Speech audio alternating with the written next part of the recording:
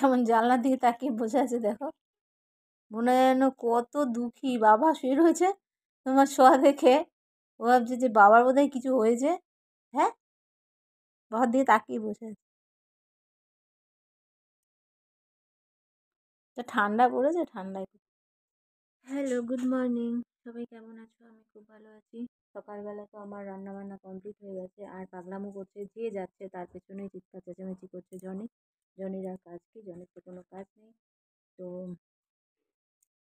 এই হচ্ছে ব্যাপার। সকালবেলা ঘুম থেকে উঠে আমি অনেক কাজ করেছি। যে কাজগুলো রাত্রিবেলা না একটু ডিস্টার্ব হয়েছে, গ্যাস হয়ে গেছিলো আমার হাজব্যান্ডের। তো যার ফলে কী হয়েছিল, একটু জেগে থাকতে হয়েছিল ভোরের দিকে।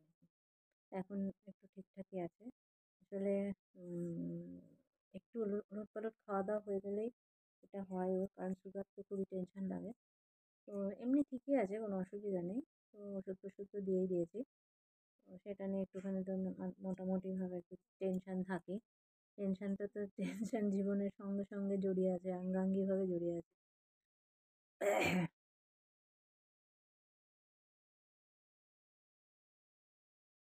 তো আমি একটু ওষুধ আনতে দিলাম। পাশে একটা ছেলে আছে, ওকে আমি বললাম যে আমাকে একটা ওষুধ এনে দে, কারণ আমি তো যেতে পারছি না। যার ফলে একটু ওষুধ এনে ওকে খাইয়ে দিলে একটু ভালো হবে। গ্যাসটা, মানে গ্যাসের ওষুধ দিয়েছি, তবু আর একটু ওষুধ খাওয়াতে হবে। তো যার জন্য ওকে পাঠালাম, ও আসলে আমি ওষুধটা দিয়ে দেবো। তো ও উপরে গেছে, গিয়ে আমি বললাম স্নানটা করো, আমি পুজোটা দিয়ে দেবো, দিয়ে আবার একটু বেরোনো। জানি না ওর শরীরটা পারমিট করবে কিনা। যদি করে তাহলে বেরোবো, না কালকে সানডে, কাজটা হবে, ওর আজকে যাওয়ার দরকার ছিল। এনিওয়েজ জানি না, শরীরের উপর সব কিছু ডিপেন্ড করছে। তো বিশেষ কিছু রান্না করিনি, জ্যান্ত মাছের ঝোল রান্না করেছি এবং শোল মাছের পাতলা করে আলু দিয়ে ঝোল করেছি জিরে আর ধনের গুঁড়ো দিয়ে, যেটা ওর খুব স্বাস্থ্যকরী হবে, কারণ জ্যান্ত মাছ একদম। আর আর একটু আলু ভাজা করেছি, ডাল আছে, কালকের ডাল আছে, ওকে আর ডাল দেবো না। আমার হাজব্যান্ডকে শুধু মাছের ঝোল দিয়ে দেবো। একটা পদ খায় না বলে একটু বলবো একটা আলুর টুকরো খেয়ে নাও, দুটো পদ হয়ে যাবে, কারণ ও খেতেও পারবে না। সকাল থেকে একটু মুড়ি দিয়েছি, মুড়ি শুকনো মাছে মুড়ি খাওয়া, আর লিকার চা দিয়েছি। এই হচ্ছে ব্যাপার। শরীর খারাপ হলে, কারোর বাড়ির মধ্যে যদি কারোর শরীরটা খারাপ থাকে না, মনটা খুব খারাপ হয়ে যায়। তো এটা তো ন্যাচারালি, এটা শারীরিক। কাল বিয়েবাড়ি গেছিলো, বিয়েবাড়িতে গিয়ে কোনো রকম হয়তো ডাইজেস্ট হয়নি, রাত্রিবেলা অনেক রাতে গেছে তো। আর এখন না কি হয়, তেল মশলা কারোর ঠিক স্যুট করে না, আমাদের তো একদমই করে না, কারণ আমরা খুব হালকা পাতলা খাই। খুব, মানে মাঝে সাঝে একটু রিচ খাই, তাও রিচ বলতে একদম নর্মাল রিচ, ওটাকেই রিচ বলি আমরা, কারণ আমরা খুবই পাতলা ঝোল খাই। জ্যান্ত মাছটাই বেশিরভাগ রাখার চেষ্টা করি, একটা হালকা পাতলাই রান্না করি। যাই হোক, এই হচ্ছে পরিস্থিতি। মেয়েটার ওপরকে, ওকে তো একটু বুঝ দিতেই হবে যে মা পাশে বসে আছে, না হলে তো সেটা হয় না। কারণ শত হলেও ছোট মানুষ, যতই ও ক্লাস 7-এ পড়ে তবুও তো বাচ্চাই। যার জন্য ওর সাথে আমার একটু থাকতেই হয়। থাকলেও খুব, মানে বিশেষ কিছু না করলেও পাশে থাকলেই হয়। আর জানো তো, উম আমাদের এখানে এত হাওয়া দিচ্ছে, মনে হচ্ছে কোথাও বৃষ্টি টিষ্টি হচ্ছে। বৃষ্টি হলে যে ঠান্ডা একটা হাওয়া না, সকাল থেকেই বইছে। এত, মানে ওয়েদারটা এত বিচ্ছিরি, মানে একটু রোদ হবে তাহলে ভাল লাগে, এই হাওয়াটায় মনে হয় যেন হাড় কাঁপুনি ঠান্ডা তো এবার পড়বেই। কিন্তু আমার মনে হয় কাল পরশু থেকে বিশাল ঠান্ডা পড়ে যাবে। আর এই জায়গাটায় এত ফাঁকা, এত হাওয়া, আর গাছগাছালি আর পুকুর ভর্তি, মানে আমাদের ঠান্ডাটা সবার আগেই পড়বে।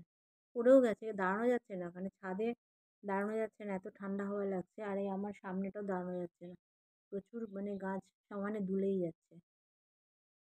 আমার পেয়ারা গাছটা, দুটো পেয়ারা গাছ হয়েছিল, একটা পেয়ারা গাছে পেয়ারা হচ্ছিল, তা পেয়ারা গাছের ওখানে এতটাই সব বড় হয়ে গেছে পেয়ারাগুলো, পেয়ারা গাছগুলো। তো দুটো পেয়ারা গাছ পাশাপাশি হয়েছে, কেটে দিয়েছে। মানে একটা একটা পুরো একদম গোড়ার একটু উপর থেকে কেটেছি, জানি না ওটা পরে হয়তো হতে পারে। একদম গোড়া থেকে উঠিয়ে দেইনি। আর একটা হচ্ছে তোমার ওই পাতার ডালপালগুলো কেটে দিয়েছি, যাতে একটু ভালো পেয়ারা হয়। মানে ওটা কি হচ্ছে, পেয়ারা হচ্ছে, কিন্তু বেশি হচ্ছে না। প্রথমে যেরকম প্রচুর পেয়ারা হয়েছিল তারপরেও হয়েছে, কিন্তু এখন দুটো একটা করে হচ্ছে। তাই ভাবলাম যে এবার ফলন বেশি পেতে গেলে ডালগুলো ছেঁটে ছুটে দেওয়া উচিত, তাই ডালগুলো ছেঁটে দিলাম। এই হচ্ছে ব্যাপার। তো তোমরা তোমরা বিয়েবাড়িতে কে কে নেমন্তন্ন পেয়েছো? কাল আমার বিয়েবাড়ি ছিল, নেমন্তন্ন ছিল, আমি যাইনি। আমি যাইনি, আমার তার কারণ আছে। কারণ আমি সবার মাঝে না এইভাবে আমার যেতে ভালো লাগে না। আর আম অনেকটা দূর।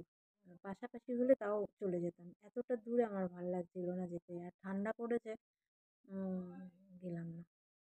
সব মোটামুটি যাই, কিন্তু আর পাটাও তো একটা মানে প্রবলেম আছে, যে ব্যথা, এত ব্যথাও বেড়েছে। আমাবস্যা বলে বোধহয় বেড়েছে, জানি না। প্রচুর ব্যথা বেড়েছে, যার জন্য আমি আর বললাম যে না আমি যাবো না। মেয়ে বলছিল না চলো চলো চলো, আমি বললাম না আমি যাবো না, তোরা যা। বাপ বেটিতে গেছিল। তা যাই হোক, মনে হয় মিষ্টি ফিষ্টি খেয়ে নিয়েছে, মিষ্টি ফিষ্টিও স্যুট করে না। কারণ মাংসের পরে, মাটনের পরে তো মিষ্টিটা স্যুট করে না। মিষ্টিটা খেয়েছিল বোধহয়, ওই জন্য শরীরটা খারাপ করেছে। তো যাই হোক, এটা তো হতেই পারে, শরীরের তো কোনো দোষ নেই, শরীর যখন তখন হতে পারে খারাপ। তো মোটামুটি ঠিকই আছে, এমনি কিছু নয়। তো গ্যাস হয়ে গেছে।